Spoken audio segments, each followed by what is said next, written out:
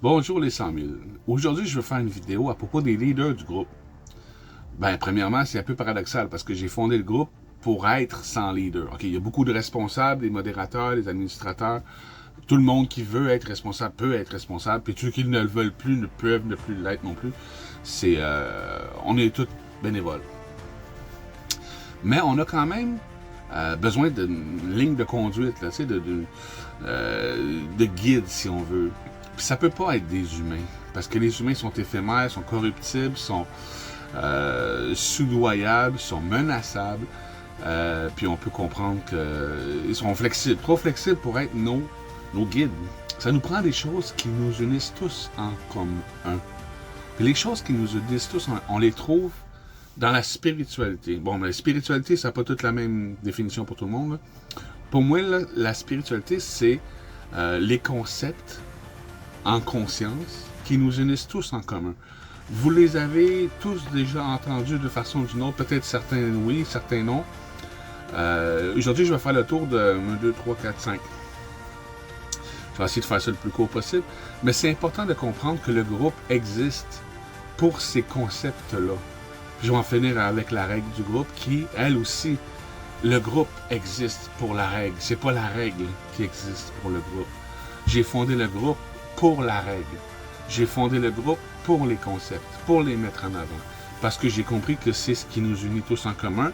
C'est le contraire de la séparation, la division dans le monde actuel. Puis que c'est avec ces consciences-là, ces clés de compréhension, ces vérités universelles, qu'on pourrait tous vivre en harmonie les uns avec les autres. Puis c'est bien important parce que si on veut former des communautés, il faut apprendre à vivre ensemble. Pour apprendre à vivre ensemble, il faut comprendre la réalité. Pas juste être dans l'ego, dans le mental, ou même dans le cœur, empathique, mais aussi aller en conscience. Tu sais, prendre des décisions conscientes, éclairées avec certaines clés. La première, ce que tu nourris grandit. C'est la plus connue.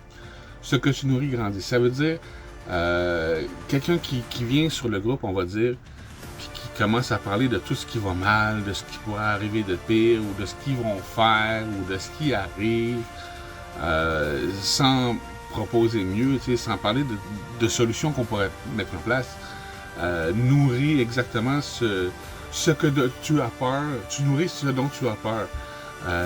Dans la vie, c'est l'amour la solution. Bon, l'amour, c'est penser à ce qui pourrait être mieux, ce qu'on aimerait plus, ce qu'on voudrait à la place, comment on pourrait s'organiser ensemble. C'est sûr qu'on est tous différents, tu sais, mais ceux qui se ressemblent s'assemblent. Puis oui, il y a de quoi de bon à faire avec ça. Fait que l'important, c'est de s'assurer qu'on n'est pas en train de nourrir exactement ce qu'on veut pas qu'il arrive. Parle-en bien, parle-en mal, ce que tu parles, ça va arriver. Le subconscient, l'inconscient, la conscience, fait pas la différence entre ce que tu veux et ce que tu veux pas. Elle va manifester ce à quoi tu crois. La croyance, ce que tu crois, c'est ce que tu fais croître. À chaque fois que tu penses, tu dépenses. Puis quand tu dépenses, tu es en train de mettre ton argent dans ce que tu penses. Tu dépenses. OK, un autre. J'écris dans mes mains. Ce à quoi tu résistes persiste. Bon, c'est sûr que pendant que tu résistes à une chose, que tu la combats, tu n'es pas en train de nourrir ce que tu veux. Puis ça, c'est un gros conditionnement social.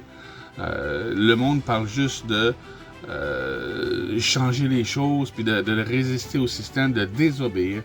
Moi, je vais vous dire, obéir ou désobéir, résister ou exister, faire sa vie, ça fait partie du même système. Les gens qui désobéissent le font pour avoir des meilleurs maîtres à obéir.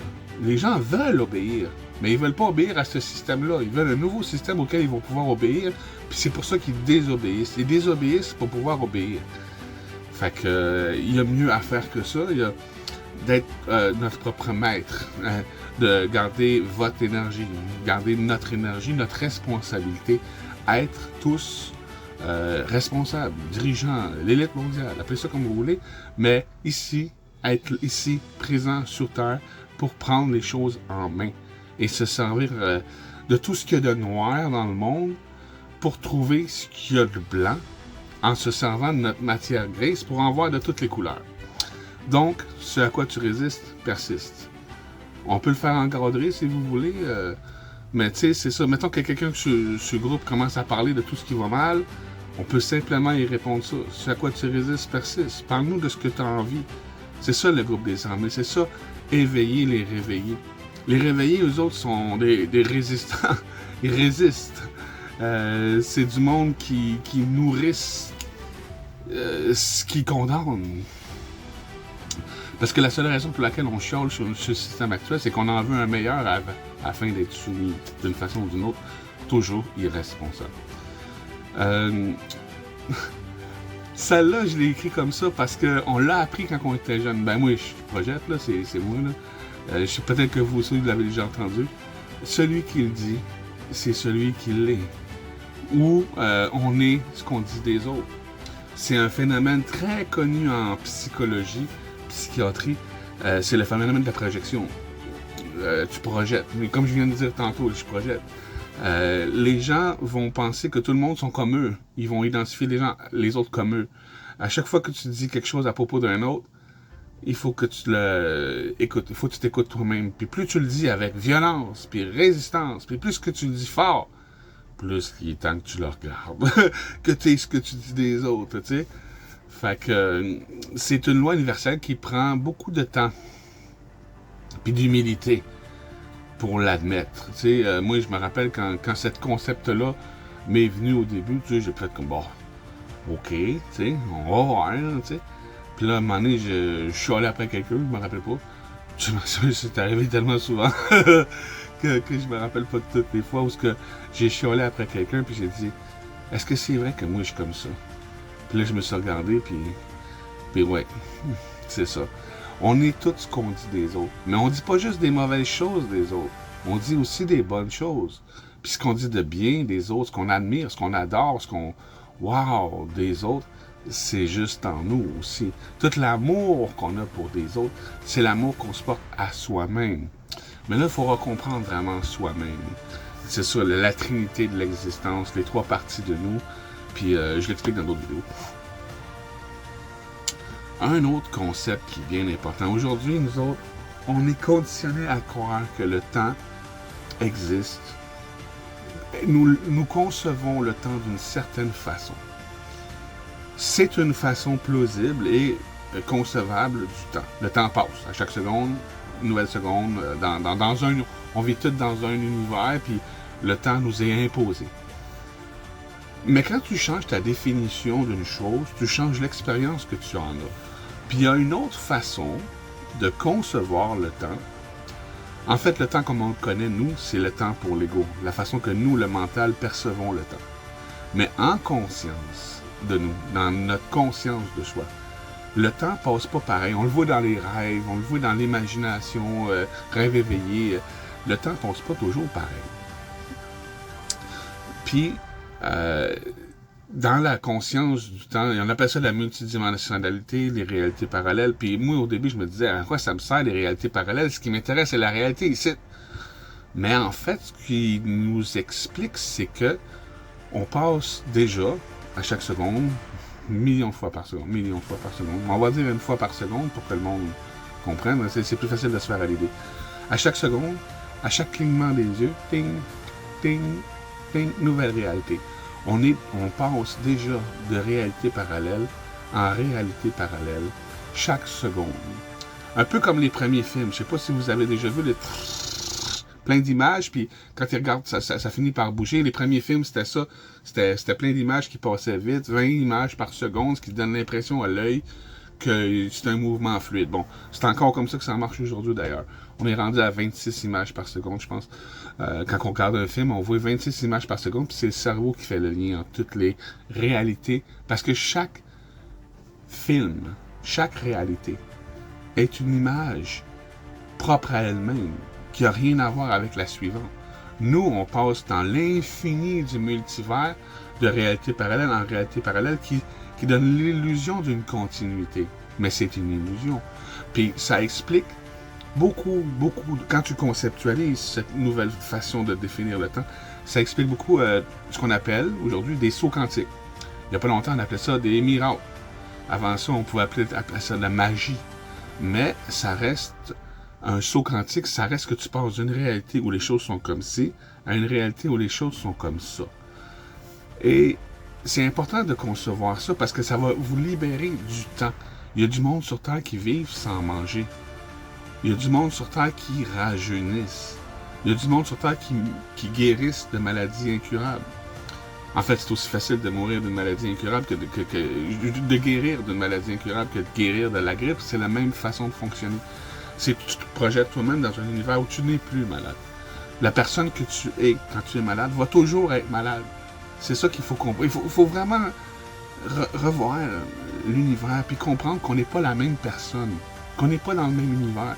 À chaque seconde, qu'on a l'opportunité de changer selon ce qu'on visualise de soi-même avec notre troisième œil, l'imagination. L'imagination, c'est pas anodin, c'est pas inutile, c'est très important. C'est notre œil qui nous permet de voir l'infini des réalités parallèles possibles et probables. Fait que ça, c'est, le troisième œil, c'est connu de nos jours, mais personne ne fait le lien entre l'imagination, c'est le troisième œil.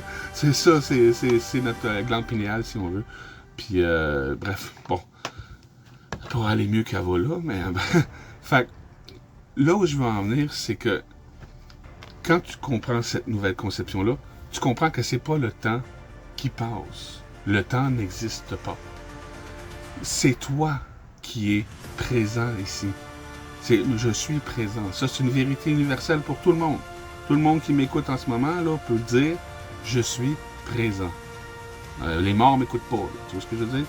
Fait que tout le monde en ce moment est présent. C'est un concept universel, vrai pour tout le monde. Tu sais? Là, vous allez peut-être dire, là, il ne faut pas capoter que ça. Là, dire, ah, ben, quelqu'un qui est muet ne peut pas dire je suis présent. Mais on est tous présents, OK? Mais là où je veux en venir, c'est qu'on n'est pas juste présent, on est le présent. C'est ça, on est le tu sais, il y a le passé, le futur, puis le présent. Mais le présent, c'est toi qui es présent ici. Fait que c'est pas le temps qui passe, c'est toi qui passes.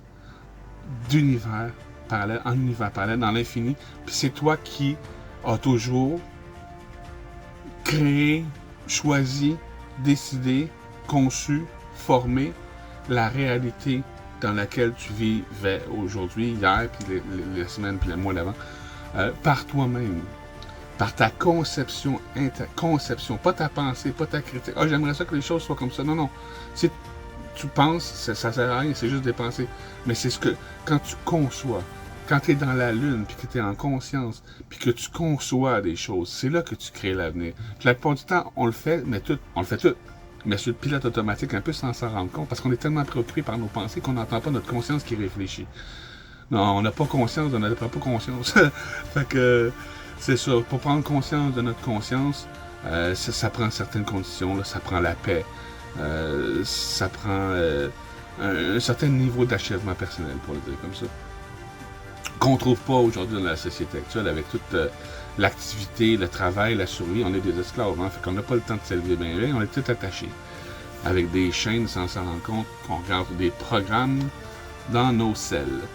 Fait que, dans nos cellules. On regarde tous des programmes sur des chaînes dans nos cellules. OK, une dernière. Si c'est toi le présent ici, ce qu'il faut comprendre, c'est que on n'est pas une personne dans l'univers. Oui, on l'est dans l'ego. Mais c'est une illusion, c'est un rêve. On n'est pas une personne dans l'univers comme on pense qu'on est. On est l'univers dans une personne. Il n'y a pas de autre dans l'univers qui est là pour décider pour toi, pour t'influencer ou te manipuler. Il n'y a que toi ici. C'est dur de faire face à la solitude absolue parce que c'est pas juste je suis seul à être comme je suis, ce qui est un fait. Dans l'ego, on est tous uniques. Mais en conscience, c'est je suis seul ici à être seul. Il n'y a vraiment pas d'autre. Je suis vraiment le seul qui existe dans ma réalité. Et qu'on a peur se trouve, la liberté se trouve derrière nos peurs.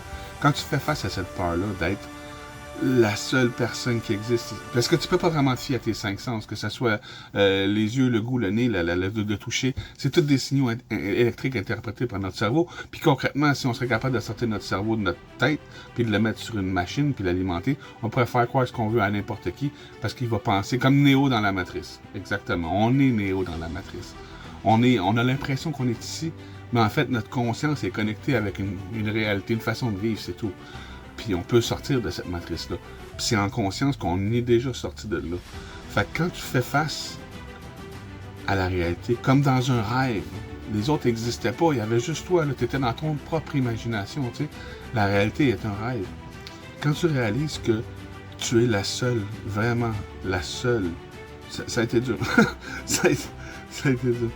Quand tu réalises que tu es la seule personne, tu fais face à cette peur-là, qui existe ici, tu switches, ça switch de bord. Quand il fait vraiment face, le noir devient blanc.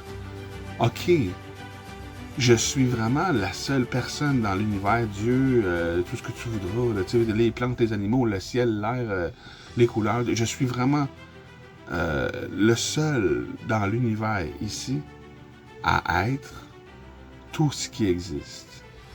Là, tu viens de mettre fin à la dualité de est-ce que je suis seul dans l'univers ou est-ce que l'univers est en... Tu mets fin parce que c'est un paradoxe. Je suis la seule chose qui existe ici à être tout le monde.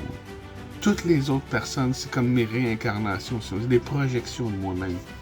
Puis tout ce que je dis des autres s'applique juste à moi. Parce que je ne vois que moi ici. Il n'y a que moi ici. Et c'est vrai pour tout le monde. Pour moi, dans ma réalité, vous êtes mes miroirs. Dans votre réalité, je suis juste un miroir, un étoile dans l'univers de ce que vous êtes, dans les galaxies, des galaxies infinies que vous êtes. Moi, je suis juste une de ces étoiles-là, tu sais.